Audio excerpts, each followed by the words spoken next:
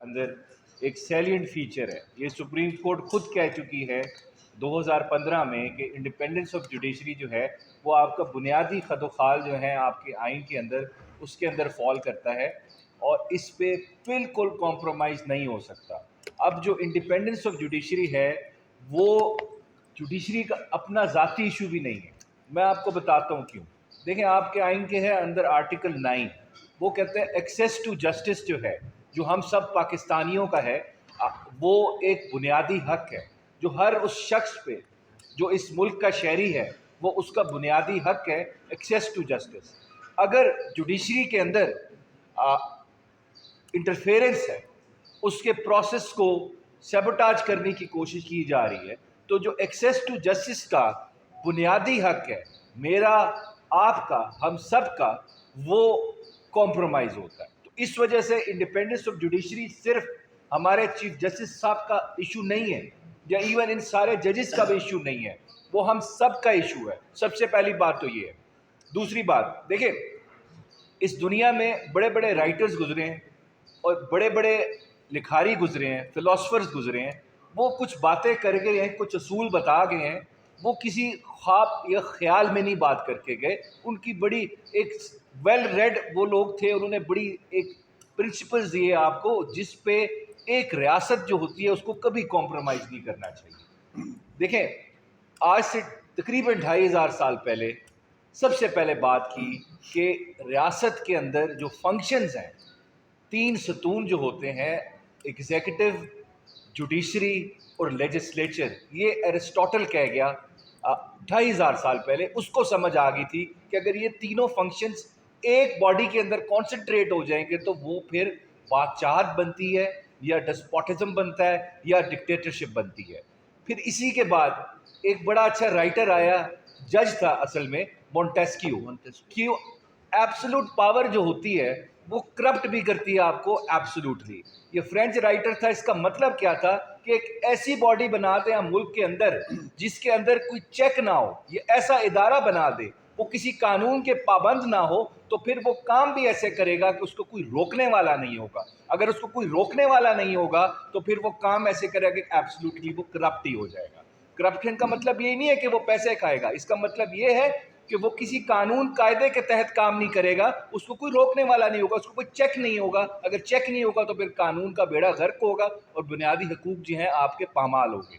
फिर हुआ क्या? हुआ ये कि आपने एग्जीक्यूटिव के ऊपर चेक रखने के लिए एक कॉन्सेप्ट दिया एक रियासत ने, जिसको कहते हैं आप जुडिशल रिव्यू। अब जुडिशल रिव्यू क्या है? ये जुडिशरी का काम है कि उसने रिव्यू करना है कि क्या एग्जीक्यूटिव और उसके अफसर, उसके अफसरान जो काम कर रहे हैं, क्या वो आइन के मुताबिक है कि नहीं है, या कानून के मुताबिक है कि नहीं है, क्या वो किसी की ख्वाहिश के मुताबिक हो रहा है कि इस मुल्क के आइन और कानून के मुताबिक हो रहा है। तो फिर जुडिशरी का काम आता है, उसने देखना है मेरा कोई बुनियादी हकूक पामाल हुआ, आपका कोई बुनियादी हकूक पामाल हुआ, तो उस एग्जीक्यूटिव एक्शन को उसने on the touch stone of the constitution देखना है, या कानून देखना है, ये ठीक है कि गलत है। तो इसके लिए अगर जुडिशरी को इतनी बड़ी जिम्मेदारी दी गई है तो उसमें बुनियादी बात क्या होगी कि जुडिशरी उस एग्जीक्यूटिव के इन्फ्लुएंस से बाहर हो। अगर एग्जीक्यूटिव जिसने मेरे खिलाफ मेरा बुनियादी हकूक को पामाल करना है, अगर वही जुडिशरी के ऊपर बैठा हुआ है, अगर वही जुडिशरी को कंट्रोल कर रहा है, अगर वही जुडिशियल प्रोसेस में इंटरफेयर कर रहा है, तो क्या मैं उम्मीद कर सकता हूं कि वो जुडिशरी मेरे हक में फैसला करेगी या जस्टिस करेगी, इंसाफ कर पाएगी? ये as a matter of principal यहीं पे यहाँ पे बात ख़त्म हो जाती है।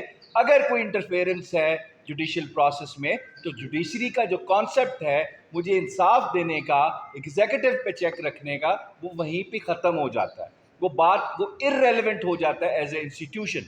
Now coming to the point, Islamabad high court के 6 जजेस ने कैटेगोरिकली कहा कि इस्लामाबाद हाई कोर्ट की वर्किंग में इंटरफेरेंस है।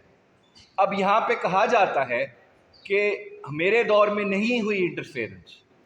अगर आपके दौर में इंटरफेरेंस नहीं होती बड़े एहतराम के साथ, तो ये लेटर ना लिखते। अगर इंटरफेरेंस बंद हो गई होती तो ये लेटर ना आता।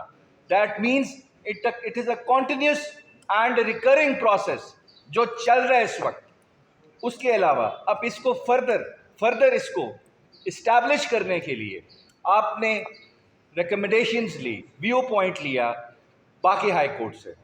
لاہور ہائی کورٹ کیٹیگوریکلی کہتا ہے اس ملک اس کے جوڈیشل پروسیس میں انٹرفیئرنس ہو رہی ہے، اور یہ ہمیں نظر آتا ہے، یہ نہیں کہ ہوا میں بات ہو رہی ہے، ہم بھی دیکھ سکتے ہیں. کوئی جج پاکستان تحریک انصاف کے کسی کینڈیڈیٹ کو اگر ریلیف دیتا تھا، پچھلے میں 2 سال کا بتا رہا ہوں آپ کو، میں لاہور ہائی کورٹ میں زیادہ میری پریکٹس ہے، تو اس جج کی ادھر ٹرانسفر ملتان بینچ میں ہو جاتی تھی، یا پنڈی بینچ میں ہو جاتی تھی، یا بہاولپور بینچ میں ہو جاتی تھی. اس کے علاوہ آپ کو پشاور ہائی کورٹ نے کلیئرلی کہہ دیا ہے کہ ہمیں نان اسٹیک ایکٹر سے بھی بارڈر کے باہر سے دھمکیاں ملی ہیں پولیٹیکل کیسز میں. اگر ہم انصاف کرنا چاہ رہے تو ہمیں روکنے کے لیے. کوئٹہ ہائی کورٹ نے تو شعر و شاعری بھی لکھ دی ہے اور بڑے کلیئر ورڈز میں بتا دی ہے کہ اس ملک کے جوڈیشل پروسیس میں انٹرفیئرنس ہو رہی ہے، ہمیں انصاف کرنے سے روکا جا رہا ہے. اس کے ساتھ ججز آپ کے خود کہہ رہے ہیں، اور یہ ججز اگر کہہ رہے ہیں تو اس کے ساتھ پرزمپشن آف ٹروتھ اٹیچ ہوگی. ان کو کیا شوق ہے بتانے کا کہ ہمارے پاس انٹرفیئرنس چل رہی ہے، ہمارا پروسیس میں انٹرفیئرنس ہو رہی ہے. اگر جج of the high court constitutional post ہے، اگر وہ کہہ رہا ہے مجھے کام نہیں کرنے دیا جا رہا، میرے کام میں ایگزیکٹو انٹرفیئرنس کر رہا ہے، اس کو آپ ایز اے چارج شیٹ لیں. وہ ایلیگیشن نہیں ہے، وہ سٹیٹمنٹ نہیں ہے، وہ چارج شیٹ ہے اس ملک کی ایگزیکٹو کے اوپر کہ آپ انٹرفیئر کر رہے ہیں. اب ایگزیکٹو نے ڈسپیل کرنا ہے امپریشن یا برڈن آف پروف کہ ہم نہیں کر رہے. یہ ان کا الزام نہیں ہے، یہ چارج شیٹ لگائی ہے انہوں نے ایگزیکٹو کے اوپر. اب اس کو دیکھیں، اس کو آپ پچھلے 2 سال میں دیکھیں آپ کا جوڈیشل پروسیس نے کام کیا کیا. ٹرائلز ہوتے ہیں اڈیالہ جیل کے اندر، اس میں پہلے تو کسی میڈیا کے شخص کو اندر جانے کی اجازت نہیں تھی. کس طرح ٹرائل ہوا، کس طرح چلا، کسی کو کوئی خبر نہیں. جو پتہ لگتا تھا، جو ہمارے وکلا جاتے تھے وہ بتاتے تھے no independent oversight of the media. تو وہ پبلک ٹرائل کے جو ڈیفینیشن ہے آئین میں، آپ کے قانون میں، اس پہ پورا نہیں اترتے. پھر اس کے بعد اسلام آباد ہائی کورٹ جانا پڑا. کچھ میڈیا کے لوگوں کو ایکسیس مل گئی، لیکن وہ بھی آپ کو پتہ ہے پک اینڈ چوز ہوتا ہے، ہر شخص کو نہیں دیا اندر جانے دیتے تھے. پھر اس کے بعد ہم نے کہا یہاں تو پبلک کا بھی رائٹ بنتا ہے کہ وہ آ کے ٹرائل دیکھے، جس کو ہم پبلک کہتے ہیں.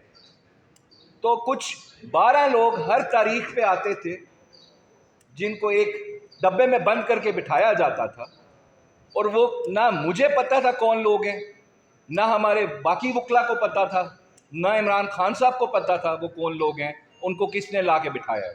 جب ان سے سوال ہم کرتے تھے آپ کون لوگ ہیں، یا تو وہ 100% تقریباً 99% خاموش ہوتے تھے، یا جواب دیتے تھے ہم پبلک ایٹ لارج ہیں. تو ان سے پوچھا پبلک ایٹ لارج کا مطلب کیا ہے، تو ان کو وہ بھی نہیں پتا تھا. تو ان کو اس وجہ سے طوطے کی طرح رٹا کے بھیجا جاتا تھا آپ نے یہ جواب دینا. پبلک ایٹ لارج کا مطلب ہے کہ اس ہال میں جتنے لوگ بیٹھے ہیں، اس ملک کے جتنے لوگ ہیں، ان کا دل کرے تو کورٹ روم کے اندر جا سکتے ہیں، subject to the condition court room میں جگہ ہے.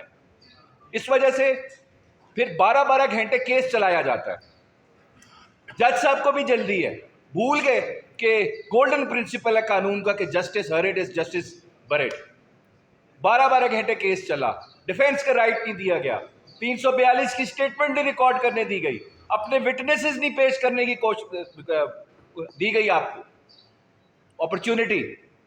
پھر ٹرائل ہوا جس طرح خان صاحب کے ٹرائلز ہوئے. پوری دنیا کہہ رہی ہے، ہر وکیل کہہ رہا ہے کہ یہ ٹرائلز پروسیجرل سیف گارڈز نہیں دیے گئے. یہ اس ساری چیزوں کو اگر آپ سامنے رکھیں تو کیا میں کہہ سکتا ہوں کہ جوڈیشل پروسیس کے اندر انٹرفیئرنس نہیں ہے؟ میری ریزنیبل اپریہنشن ہے. عام آدمی بھی بیٹھے گا، اگر وہ سارے کو دیکھے گا، ان ساری چیزوں کو سامنے رکھے گا، تو اس کو یہی لگے گا کہ ہمارے جوڈیشل پروسیس میں انٹرفیئرنس ہے. ریاست کی خواہش ہے کہ عمران خان صاحب کو کنوکٹ کیا جائے، بائی ہک یا بائی کروک. ہم نے کرنا ہے کنوکٹ. وہ سیکرٹ ٹرائل کیوں کیا گیا؟ ایک تو مقصد تھا اس ملک کی عوام سے چہرہ چھپانا ہے، نہیں دکھانی جھلک. دوسرا مقصد یہ تھا کہ جو ہم کام کر رہے ہیں غیر قانونی غیر آئینی وہ بھی اس عوام تک نہ پہنچے، کیونکہ وہ بڑا فیمس رائٹر تھا انگلینڈ کا جیرمی بینتھن، اس نے کہا تھا all the sinister plans are executed behind the veil, کہ جتنے شیطانی کام ہوتے ہیں وہ ہمیشہ پردے کے پیچھے ہوتے ہیں. چھپانا تھا، نہیں دکھانا تھا کہ ہم زیادتی کر رہے ہیں، لیکن یہ بھول گئے ان کیسز کی اپیلز بھی فائل ہوں گی اسلام آباد ہائی کورٹ میں، اب ڈسکس ہو رہے ہیں.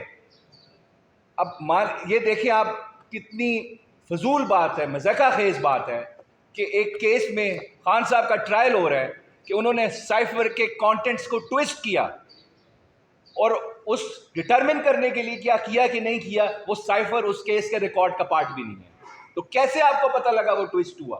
آپ نے اوریجنل سے کمپیئر کیا. یہی چیزیں چھپائی گئیں تاکہ لوگ نہ بولیں، لوگ سوال نہ کریں، میڈیا سوال نہ کرے کہ یہ آپ کیا کر رہے ہیں، آپ کیا ٹرائل کر رہے ہیں. اس وجہ سے ہمارا اس وقت دیکھیں ایک اور بات بھی میں آپ پہ کر دوں ساتھ، یہ ریکارڈ کی بات کر رہا ہوں، الزام نہیں لگا رہا میں. ہم نے لاہور ہائی کورٹ میں کیس کیا کہ ہمیں جوڈیشری سے آروز دیں، وہ فیصلہ آتا ہے، ہمیں نہیں سنا گیا، اس میں نوٹس بھی نہیں کیا گیا. رات کو ہیئرنگ ہوتی ہے، لائیو دیکھی آپ نے، وہ آرڈر سسپینڈ ہو جاتا ہے کہ نہیں جی آپ الیکشن پروسیس کو سیبوٹاج کر رہے ہیں، ہم پہ یہ الزام بھی لگ گیا. حالانکہ ہم چاہتے تھے فری اینڈ فیئر الیکشن ہو، جوڈیشری سے آروز لیں، اور پھر ہماری اپریہنشن سچ ثابت ہوئی. وہ آپ نے دیکھ لیا، یہ تو آروز نے جو بیڑا کر لیا، 55 ارب روپیہ عوام کا ضائع کیا کہ چوری ہوا، مینڈیٹ والے لوگ ہمارے اوپر نافذ کر دیے. سب کو پتہ ہے فارم 45 پہ کیا ہوا. پھر بلے کے نشان کے کیس کی ججمنٹ آتی ہے، الیکشن کمیشن پھر ہمارے خلاف چلا جاتا ہے سپریم کورٹ میں، پھر وہ رات کو کیس فکس ہوتا ہے، وہ ڈیسائیڈ ہو جاتا ہے. اب ہم نے ریزرو سیٹس کے کیس کا پٹیشن فائل کی ہوئی ہے، 2 petitions supreme court of Pakistan میں، تقریباً 4 ہفتے ہو چکے ہیں، ابھی تک وہ کیس فکس نہیں ہوا. ہم نے فارم 45 سے related over all rigging process میں جو دھاندلی ہوئی ہے، جو آر اوز کا گھنونا کردار تھا اس الیکشن میں، ہم نے پٹیشن فائل کی، وہ ابھی تک فکس نہیں ہوئی. 9 مئی کے ایشو پہ بھی ہم نے 25 مئی کو ہاں بالکل 9 مئی جی ہم نے پٹیشنز فائل کی. ہمارے کیسز نہیں لگتے، ہم رجسٹرار صاحب کے پاس جاتے ہیں، ارلی ہیئرنگز کی درخواست بھی دے دی ہے، ہمارے کیسز نہیں لگ رہے. تو کیا ہم توقع کرتے ہیں کہ ہمارے ساتھ جو اس ملک کا نظام انصاف ہے اور جو اس کی سب سے بڑی عدالت ہے، کیا وہ ہمارے ساتھ فیئرلی ٹریٹ کر رہی ہے؟ میں الزام نہیں لگا رہا، یہ فیکٹس ہیں. ہمارے کیسز کیوں نہیں لگائے جا رہے؟ اب یہ ریزرو سیٹس کا کیس، میں آخری بات کروں گا، یہ اتنا کرٹیکل کیوں ہے؟ اس وقت بات چل رہی ہے اس ملک کے کچھ حلقوں میں، اور حکومت کے لوگ بھی بات کر رہے ہیں کہ اس ملک کے اندر ایک آئین میں ترمیم لائی جا رہی ہے، اور اس ترمیم کا مقصد کیا ہے کہ جو چیف جسٹس آف پاکستان ہوں گے ان کا ٹینیور 3 ایئرس کا کر دیں گے، اور وہ ہم فکس کر دیں گے کہ ایکسٹینشن کائنڈ آف مل جائے گی. تو اگر اس کو آپ کیلکولیٹ کریں، جس طرح کا ڈرافٹ لا آ رہا ہے اس کے تحت کچھ ججز جو ہیں جنہوں نے چیف جسٹس بننا آگے، ان کا ایز چیف جسٹس ٹینیور ختم ہو جائے، اور کچھ ججز کو 3 سال مل جائیں گے، اور including the current chief justice کی بھی ایکسٹینشن ہو جائے گی. اب یہ کیس ڈائریکٹلی لنکڈ ہے ہمارے ریزرو سیٹس کے کیس سے. وہ کیسے؟ اگر ہماری ریزرو سیٹ جو ہمارا آئینی حق تھا ہم سے لے کے دوسری پارٹیز کو دے دی گئی، اگر وہ کیس ڈیسائیڈ ہوتا ہے اور ہمیں ریزرو سیٹس مل جاتی ہیں تو ایسی آئینی ترمیم نہیں پاس ہو سکتی، نہیں آئین میں ترمیم کی جا سکتی، کیونکہ ان کے پاس نمبر پورے نہیں ہوں گے.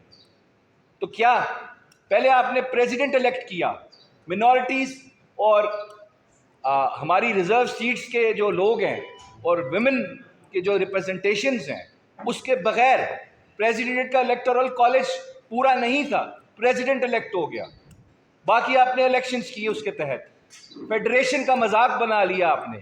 اس وجہ سے میری ریکویسٹ ہے چیف جسٹس صاحب سے کہ اس چیز کو آپ سیریسلی لیں اور ہمارے ریزرو سیٹس کا کیس جو ہے اس کو فکس کریں. کیونکہ ہماری یہ بڑی اپریہنشن ہے، ہمارے ساتھ انصاف نہیں ہو رہا. اور یہی عمران خان صاحب نے، کل میں ان سے ملا، انہوں نے یہی کہا کہ ہمیں اعتماد نہیں ہے اس وقت جس طرح چیف جسٹس صاحب چلا رہے ہیں اپنے عدالتی نظام کو، کیونکہ ہمیں صاف نظر آ رہا ہے کہ ہمارے ساتھ انصاف نہیں ہو رہا.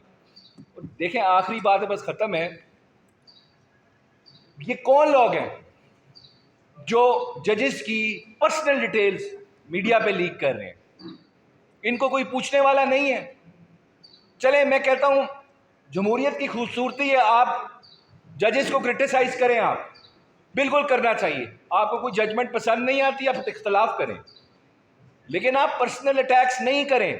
ان کی فیملی کی ڈیٹیلز، ان کے آئی ڈی کارڈ کی ڈیٹیلز، ان کی ٹیکس کی ڈیٹیلز، ان کی ٹریول ہسٹری، ان کے بینک سٹیٹمنٹس، یہ کون لوگ ہیں جو ریاست سے بھی اوپر چل کے کام کر رہے ہیں، ان کی چیزیں لیک کر رہے ہیں، ان کے خلاف پروپیگنڈا کر رہے ہیں؟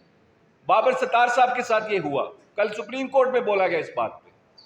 لیکن اس کے ساتھ ساتھ کیا ہمارا ابھی جسٹس مظاہر نقوی صاحب ہے، ان کی ڈیٹیلز کس نے لیک کی؟ بندیال صاحب تھے، ان کی ساس کی فون کال کس نے ریکارڈ کی؟ دیکھیں پہلا سوال یہ بنتا ہے کہ یہ قانون سے باہر رہ کے وداؤٹ اینی وارنٹ کون لوگ ہیں جو لوگوں کی پرائیویسی انفرنج کر رہے ہیں؟ وہ تو بعد کی بات آئے گی نا، کیا اس میں بات ہو رہی ہے. پہلا سوال ہوتا ہے یہ کون لوگ ہیں جو ریکارڈ کر رہے ہیں، کسی کا آرٹیکل 14 رائٹ ٹو پریویسی انفرنج کر رہے ہیں. اس وجہ سے پرائم منسٹر آفس کی ریکارڈنگز بھی آ جاتی ہیں باہر. کیا کوئی ایسے لوگ آپریٹ کر رہے ہیں اس ملک میں جس پہ نہ کوئی قانون لگتا ہے نہ کوئی آئین کی شکل لگتی ہے؟ اس وجہ سے چیف جسٹس صاحب کا جب اپنا کیس تھا، ان کا جو آرگومنٹس تھے، میں کورٹ میں سننے جاتا تھا ان کا کیس، ان کا مین فوکس تھا اے آر یو نے میری ڈیٹیلز جو نکالی ہیں، میری پراپرٹیز جو تھی لندن میں میری وائف کے نام پہ، بچوں کے نام پہ، وہ غیر قانونی طریقے سے نکالی ہیں، غیر آئینی طریقے سے نکالی ہیں. اس وجہ سے یہ ریفرنس کویش کریں آپ. طریقہ کار غلط تھا، کون تھا جو ان کی ڈیٹیلز نکال کے لایا تھا؟ تو کیا یہ آرگومنٹ باقی ججز کے لیے نہیں استعمال ہو سکتا کہ ان کی ڈیٹیلز کون نکال رہا ہے، ان کی پریویسی کون انفرنج کر رہا ہے؟ اس وجہ سے جوڈیشل پروسیس آپ لوگوں جب تک اس کو ایکسیپٹ نہیں کریں گے ڈیپینڈنٹ ہے، آپ کے کہنے سے نہیں ہو سکتا. انٹل انلیس لوگوں پہ آپ پہ ٹرسٹ نہیں ہوگا، لوگوں کو آپ پہ جو مرضی کہہ دیں آپ کورٹ میں بیٹھ کے، ہمیں لیکچر دے دیں کہ کوئی انٹرفیئرنس نہیں ہے، کوئی نہیں مانے گا. لوگ تب بھی مانیں گے جب آپ وہ فیصلے کریں گے جو پاورفل لوگوں کو پسند نہیں آتے، تبھی لوگ مانیں گے کہ جوڈیشری انڈیپینڈنٹ ہے اور ایگزیکٹو کے کنٹرول میں نہیں ہے. Thank you.